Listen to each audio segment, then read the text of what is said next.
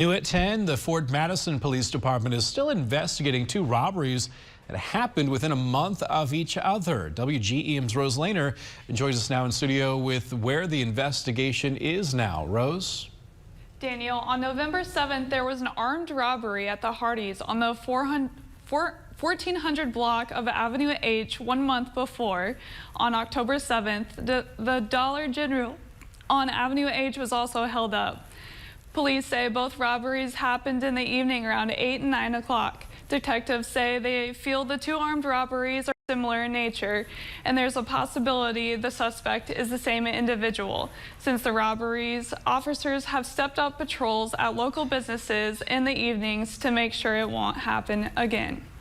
Night shift officers are instructed to conduct business checks throughout the evening.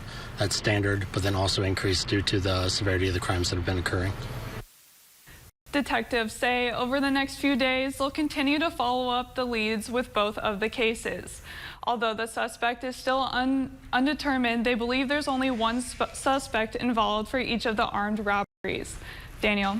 All right, thanks, Rose. Detectives say residents should use Crime Stoppers or contact the police department if they know anything or hear anything about those two armed robbery cases.